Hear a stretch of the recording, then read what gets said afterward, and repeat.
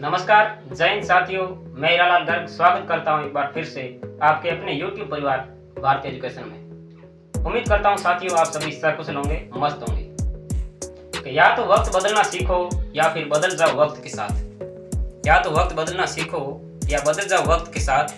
मजबूरियों को मत कोसो, हर हाल में जीना सीखो। दोस्तों, आज की इस वीडियो में हम BSTC या DELED के बारे में संपूर्ण जानकारी इस वीडियो में देने जा रहे हैं।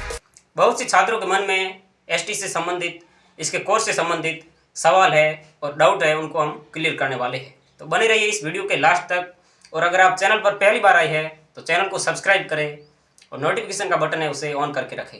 साथ ही इस वीडियो को लाइक करें, शेयर करें तथा कमेंट में बताएं आपको और किस तरह की वीडियो चाहिए। तो चलिए दोस्तों, आज का वीडियो शुरू करते हैं। दोस्तों, आज के समय में BSTC या DELED विद्यार्थियों में काफ़ी लोकप्रिय डिप्लोमा हो रहा है, क्योंकि इसमें सरकारी नौकरी पाने के चांसेस ज़्यादा है। बहुत से छात्र हैं जो 12th करने के बाद सीधा BSTC करने की सोचते हैं। तो मैं आपको आज बताऊंगा कि आप BSTC में आपका सिलेक्शन कैसे होगा, आपको कॉलेज कैसे मिलेगी, इसकी योग्यता क्या है, कितनी फीस लगेगी और इस कोर्स करने के दौरान आपको कौन कौन सी गतिविधियाँ करनी पड़ेगी। ऐसे कुल मिलाकर 10 सवाल है। उन 10 सवालों का क्रमशः मैं आपको जवाब देते हुए इस वीडियो को आगे ले जाऊँगा। तो जो पहला सवाल आता है वो यही है कि BSTC है क्या। तो मैं आपको बताना चाहूँगा कि BSTC एक शिक्षक बनने के लिए 2 वर्ष का डिप्लोमा होता है। जो भी छात्र 3rd ग्रेड टीचर बनना चाहता है राजस्थान में, उसको ये डिप्लोमा करना होता है। तो मैं बता दूं कि BSTC या DELED, इसका फुल फॉर्म है BSTC का बेसिक स्कूल टीचिंग सर्टिफिकेट और DELED का है डिप्लोमा इन एलिमेंट्री एजुकेशन। यानी कि जो प्राथमिक विद्यालय में शिक्षक बनने के लिए आपको जो डिप्लोमा करना पड़ता है वो DELED कहलाता है। तो ये तो हो गया कि DELED क्या है। अब दूसरा प्रश्न ये है कि इसकी योग्यता क्या है, मतलब कौन कौन BSTC कर सकता है। तो जो भी छात्र जिसने 12th पास कर ली है, 12th पास चाहे उसने किसी भी स्ट्रीम से की हो, यानी कि चाहे भले ही उसने आर्ट्स से की हो, साइंस से या कॉमर्स से, बट शर्त ये है कि आप 12वीं में आपकी कम से कम 45% होनी चाहिए। तो आप BSTC जो ये डिप्लोमा होता है, डिप्लोमा के लिए प्री एग्ज़ाम होता है जिसे हम प्री DELED कहते हैं, जिसका अभी रिजल्ट आया है, आपको पता है, ये चर्चा में है। तो आपको मतलब एक प्री एग्ज़ाम देना होगा, उसमें आपकी मेरिट निकलती है और मेरिट के आधार पर आपको कॉलेज मिलती है। फिर उस कॉलेज में जाने के बाद आपको 2 साल का डिप्लोमा करना होता है। तो हर बंदा मतलब इसकी यही है कि सिलेक्शन कैसे होगा। तो आपको 12वीं पास करने के बाद प्री DELED का फॉर्म भरना होगा। उसमें आपको एक एग्ज़ाम होगा, 600 नंबर का पूरा एग्ज़ाम होगा, जिसका अगर आप ये प्री DELED के एग्ज़ाम के और इसके कोर्स के बारे में और इसके सिलेबस के बारे में जानना चाहते हैं तो आप मुझे कमेंट में बताना। मैं जो प्री DELED का एक जो सिलेबस होता है, एग्ज़ाम मतलब कितने नंबर का होता है, किससे संबंधित प्रश्न पूछे जाते हैं, तो आप मुझे कमेंट में बताना। उसके लिए मैं अलग से वीडियो बना दूँगा।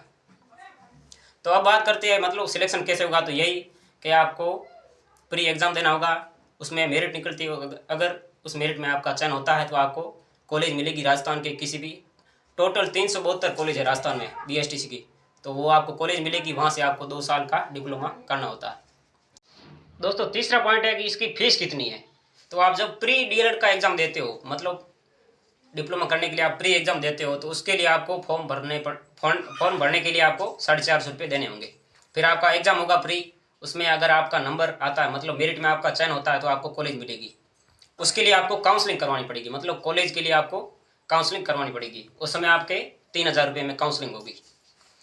अब बात आता है कि हमने काउंसलिंग करवा ली, हमको कॉलेज अलॉट हो गया है, तो कॉलेज जाकर हमें कितनी फ़ीस भरनी पड़ेगी।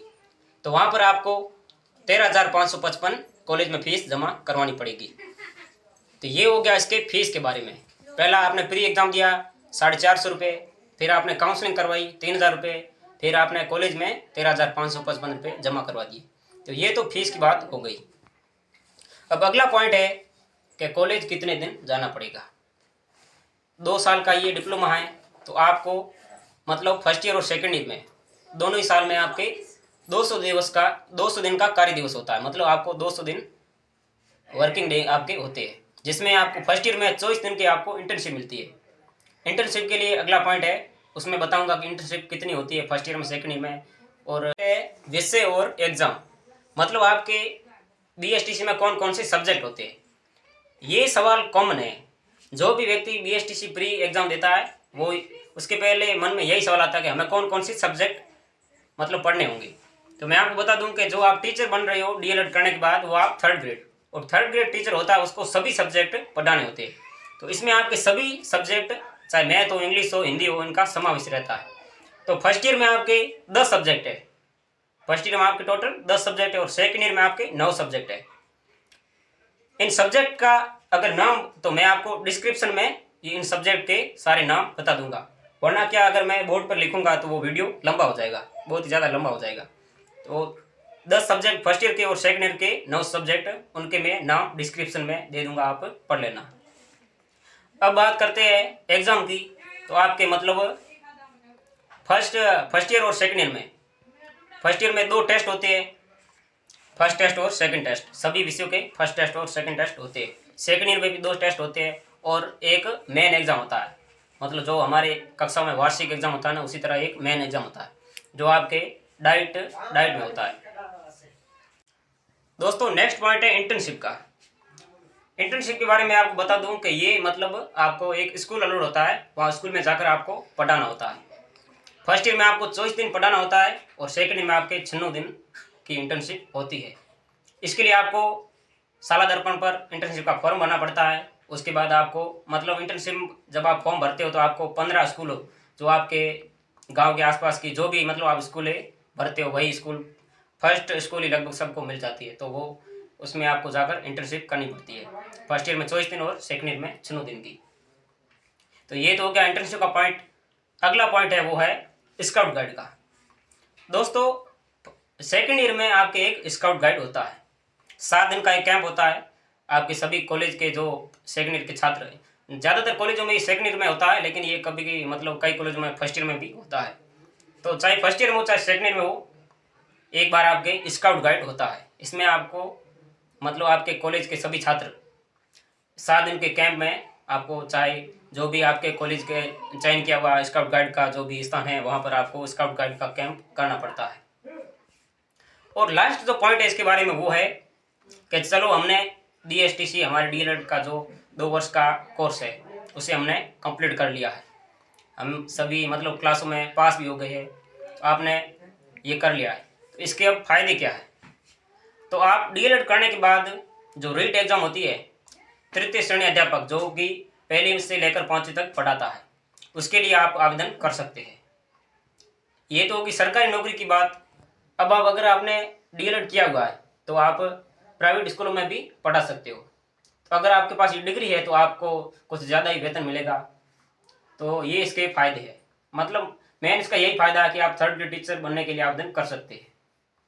तो ये जो पूरा वीडियो था वो बीएसटीसी के ऊपर बेस्ड था। इस वीडियो में हमने जाना कि बीएसटीसी में चयन से लेकर डिग्री करने के बीच में जो भी प्रोसेस है, गतिविधियाँ हैं, उनके बारे में हमने जाना। अगर अब भी आपके मन में कोई डाउट है इसके बारे में तो आप कमेंट में हमें ज़रूर बताना, मैं आपको इसका आंसर ज़रूर दूंगा। तो मिलते हैं अगले वीडियो में, तब तक के लिए जय हिंद, नमस्कार।